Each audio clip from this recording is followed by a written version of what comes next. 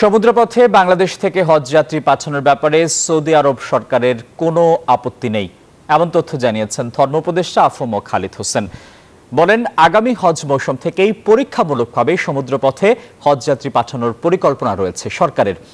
এতে খুশি বাংলাদেশি হজ প্রত্যাশীরা। সৌদি আরবের জেদ্দা থেকে মোহাম্মদ ফিরোজের পাঠানো তথ্য ছবিতে ডেস্ক রিপোর্ট। জেদ্দায় সৌদি আরবের হজ ও উমরা মন্ত্রী ডক্টর তৌফিক বিন ফৌজান আল রাবিয়ার সঙ্গে ধর্ম উপদেষ্টা ডক্টর আফম খালিদ হোসেনের বৈঠক ফলপ্রসূ হয়েছে এমন দাবি করে ধর্ম উপদেষ্টা বলেন, হজের খরচ কমানোর বিষয়ে ইতিবাচক সাড়া দিয়েছে সৌদি সরকার। এনজিওর কিস্তি প্রথমবার বিকাশ পেমেন্ট করলেই 20 টাকা ইনস্ট্যান্ট ক্যাশব্যাক।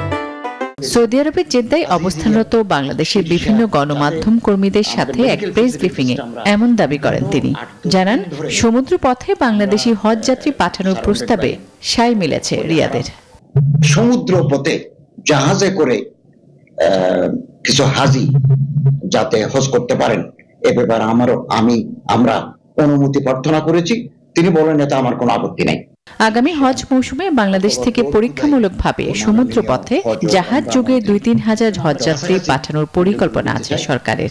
হজের ব্যয় কমানোর ব্যাপারেও আমরা ওনার দৃষ্টি আকর্ষণ করেছি। তিনি বললেন যে খাতে খরচ কমানো দরকার আমরা এটা করব। এছাড়া সৌদি আরবের কাছ থেকে হজ যাত্রীদের জন্য বায়োমেট্রিক পদ্ধতি হালনাগাদ করার নিশ্চয়তা পাওয়ার কথাও জানান ধর্ম উপদেষ্টা। হাজিদের বায়োমেট্রিক এনরোলমেন্টের যে প্রভিশন আছে, এই ঘটনায় খুশি হজ প্রত্যাশী বাংলাদেশিরাও। আমরা আজিজিয়া। Desk report, news 24।